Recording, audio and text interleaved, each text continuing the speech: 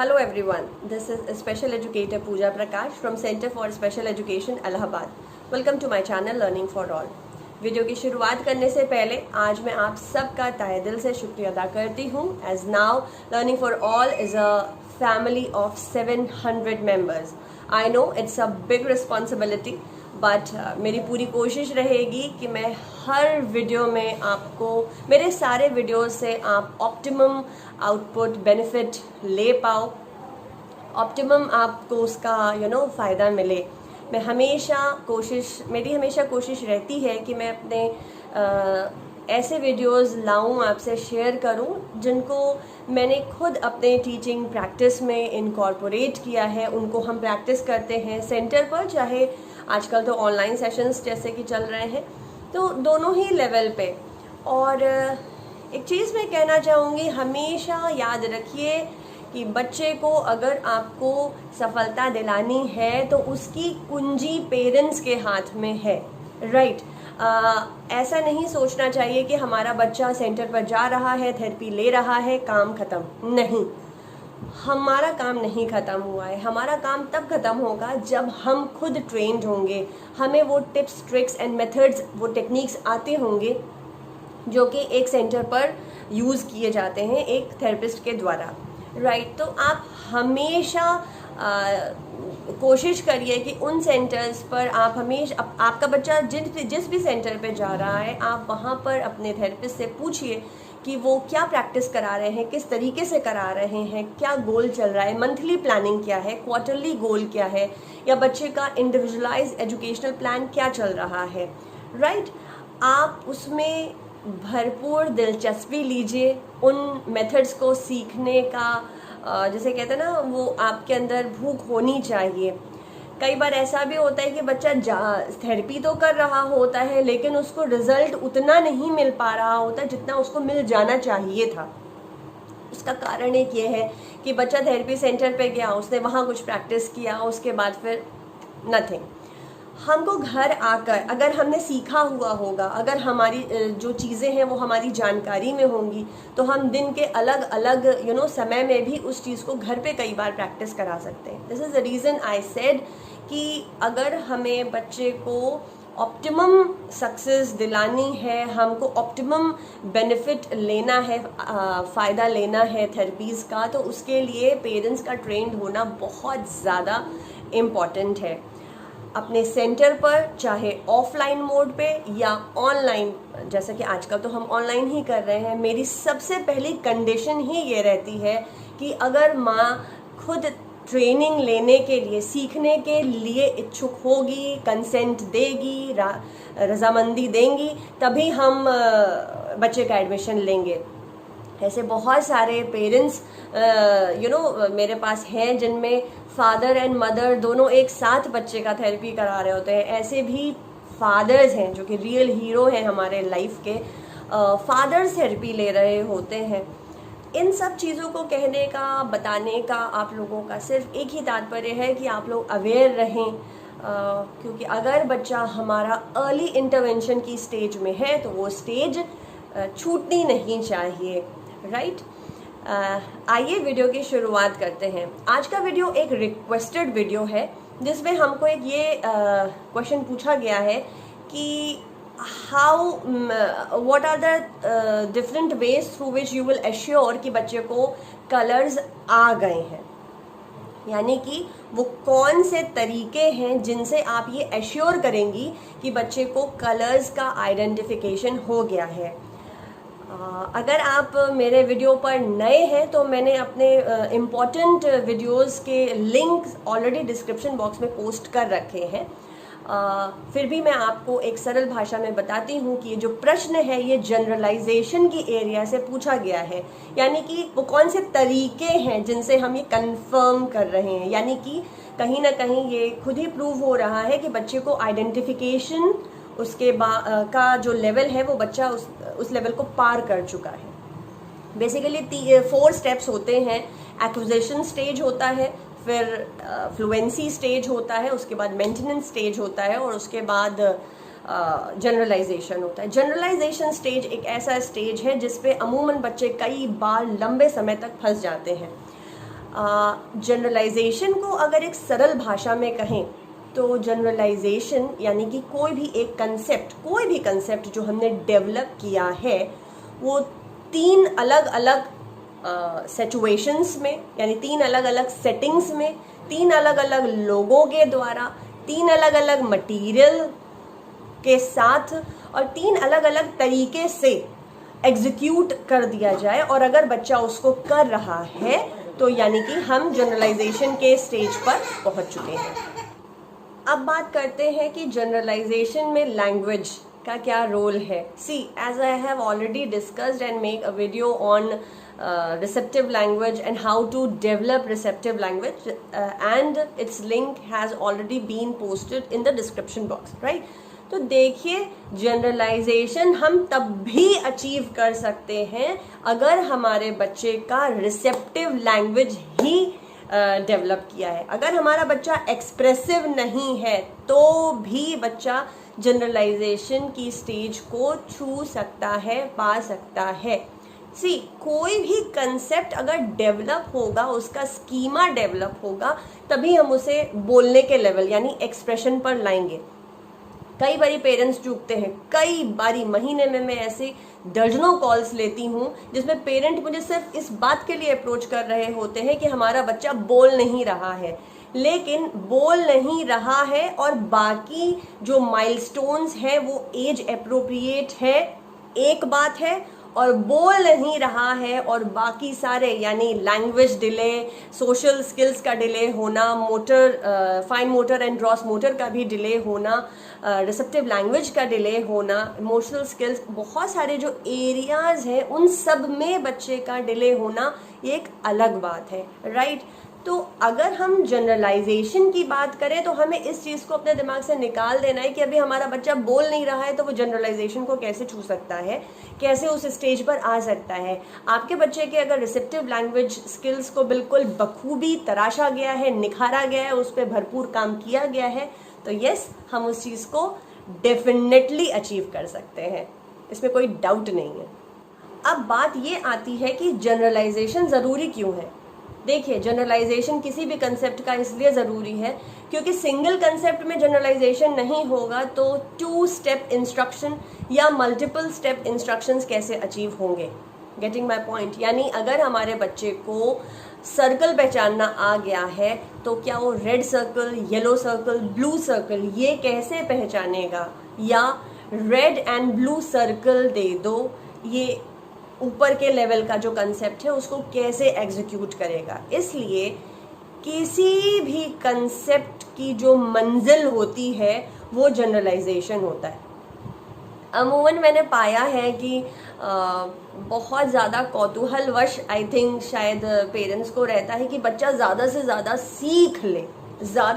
सीख ले, लेकिन कई बार ऐसा भी होता है कि बिगनिंग प्रोग्राम जो कि किसी स्पेशल एजुकेशन का जो बिल्कुल बेसिक प्लान है, कई बार बच्चे उसको कंप्लीट कर चुके होते हैं, लेकिन चूंकि उनके जनरलाइजेशन स्किल्स पर जितना काम किया जाना चाहिए वो नहीं किया होता है, इसलिए वो इंटरमीडिएट प्लान जो कि स्पेशल एजुकेशन का स्टेप 2 प्लान है उसके लिए रेडी मैं नहीं समझती हूँ, राइट? क्योंकि मुझे ऐसा लगता है आप समय लीजिए, उसकी कोई दिक्कत नहीं है, 2 महीने लीजिए, 4 महीने, 6 महीने लीजिए, साल भर लगाइए, लेकिन आप जो बच्चे को सिखा रहे हैं वो पत्थर की लकीर होनी चाहिए, वो लोहार वाला ही हथौड़ा होना चाहिए। हम उसमें किंतु और परंतु नहीं कह सकते कि आज ऐसा नहीं और कल वैसा नहीं। एक कंसेप्ट की छाप इतनी गहरी छोड़ी जानी चाहिए सही तरीके से कि हमको दोबारा उस पर काम करने की आवश्यकता ही ना पड़े, राइट? तो जैसा कि मैंने कहा कि आज का वीडियो एक रिक्वेस्टेड वीडियो है जिसपे हमें कलर्स के लिए पूछा गया है। सबसे पहले तो मैं अपने स्टूडेंट अथर्व और अथर्व की मम्मी सोनल मैम का बहुत बहुत थैंक यू कहती हूँ कि आपने इस चीज़ को सुना और एक्सेप्ट किया और आपने शूट किया। I really want to thank you both, I love you both. Atharva जिस वक्त इस वीडियो के लिए शूट कर रहे थे उनकी तबीयत ठीक नहीं थी, but despite in all odd condition ma'am ने ये वीडियो शूट किए. I will try my level best to keep on bringing such videos जिसमें जनरलाइजेशन के अलग अलग लेवल पर हम कंसेप्ट्स को हम प्रैक्टिस करके दिखा रहे हैं. यहाँ पर अभी अथर्व जो कि मेरे बहुत प्यारे से स्टूडेंट है एंड जिनकी माँ की मिसाल मैं हर उस शख्स को देती हूँ जिससे मैं मिलती हूँ, जिन्होंने अपनी कड़ी मेहनत से, विश्वास से अपने बच्चे को इतना आगे लेकर आ गई हैं कि बस पूछे नहीं. तो मेरी पूरी कोशिश आगे भी रहेगी कि मैं एक्चुअल बच्चों से करके दिखवाऊं कि भाई किसी भी कंसेप्ट को जब जनरलाइजेशन की बात की जाती है तो हम कितनी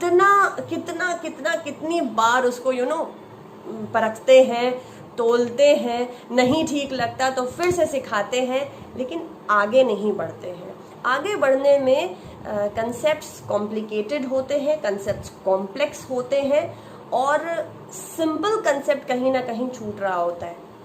एक चीज़ और ध्यान रखिए पेरेंट्स की, अगर आपके बच्चे का कोई भी एक कंसेप्ट जनरलाइज नहीं हो रहा है तो प्लीज़ पीछे आइए थोड़ा और ये देखिए कि क्या सिखाने का तरीका, समझाने का तरीका जो है क्या उसमें तो कोई गलती नहीं हो रही है.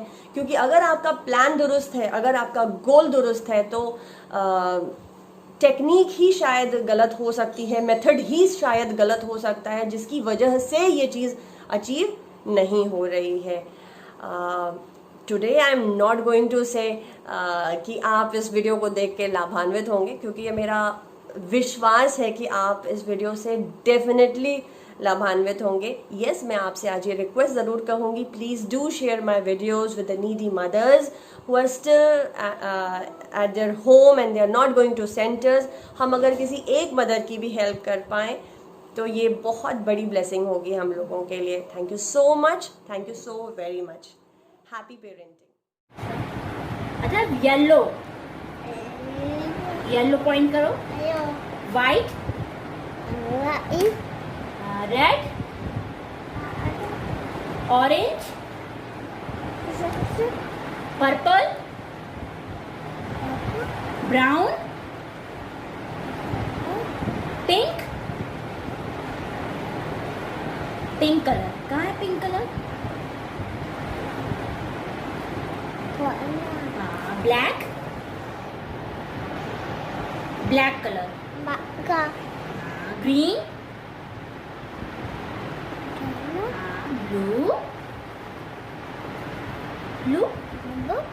Very good. Green, pink, blue,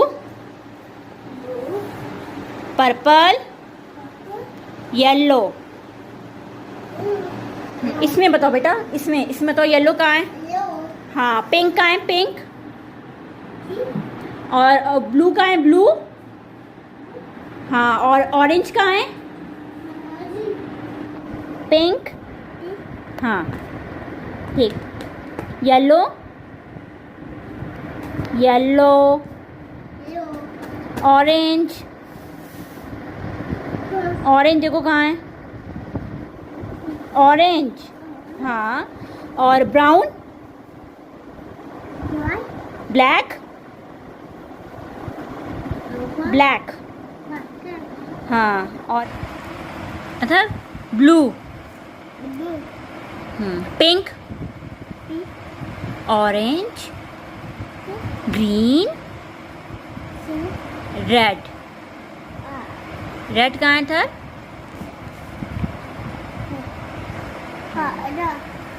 इसमें रेड कहाँ है था? Green, blue, blue, yellow. Very good. Pink, green, blue, yellow, yellow, red, red. Red कहाँ है बता दो जल्दी से, ये लास्ट है. हाँ, yellow, blue, black, green, red, red, red कहाँ है? हाँ, ब्राउन, वाइट, पिंक,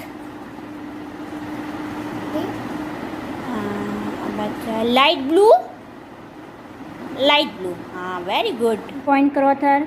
हाँ, ऑरेंज रखो, ऑरेंज, ऑरेंज का है? हाँ, पर्पल, पर्पल, हाँ, रेड, रेड, हाँ चलो अच्छा, वाइट, हाँ, येलो,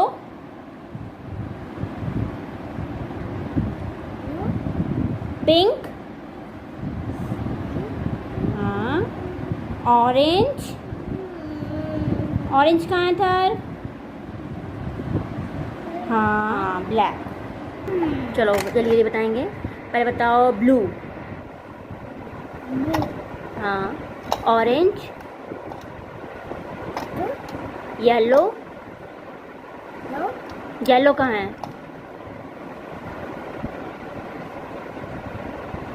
येलो,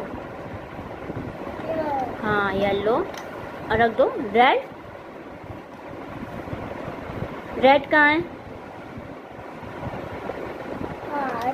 हाँ, green, pink, pink, very good. चलो अच्छा बताओ, रेड, रेड कहाँ है? येलो, येलो, हाँ, pink, green, blue, pink, pink, black,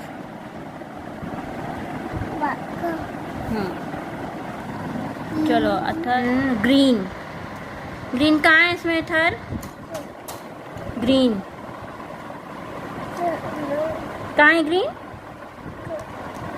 हाँ, और रेड कहाँ है? रेड, रेड कहाँ है? हाँ, और बता दो इसमें मुझे ब्लू कहाँ है? ब्लू, ब्लू, हाँ चलो बताओ था। ब्लू, और orange, green,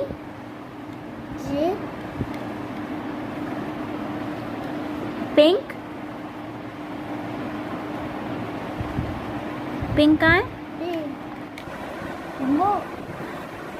orange,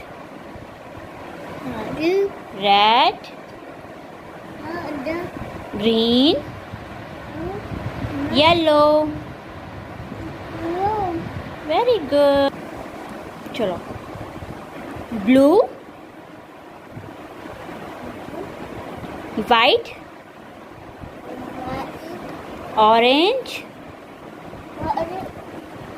yellow, yellow, green, black, बताओ पिंक कहाँ है? हाँ चलो अच्छा, पर्पल कहाँ है? पर्पल, पर्पल कहाँ है? पर्पल, हाँ, येलो, येलो कहाँ है? कहाँ है येलो? येलो देखो पहले, येलो कहाँ है? हाँ, पर्पल, पॉइंट करो। हाँ, ब्लैक, ब्लैक कहाँ है? हाँ, रेड, रेड कहाँ है? यहाँ बताओ, रेड, रेड बता दो जल्दी से। हाँ, ब्लू, ब्लू, पॉइंट करो। हाँ, ब्राउन, पॉइंट करो। हाँ, वाइट, वाइट कहाँ है? देखो वाइट कहाँ है? हाँ, वाइट। ऑरेंज कहाँ है? ऑरेंज। हाँ, ग्रीन, ग्रीन, ग्रीन, ग्रीन कहाँ है बताओ? पॉइंट करो। ग्रीन करेंगे, करेंगे। कहाँ है, कहाँ है, कहाँ है? Green, green,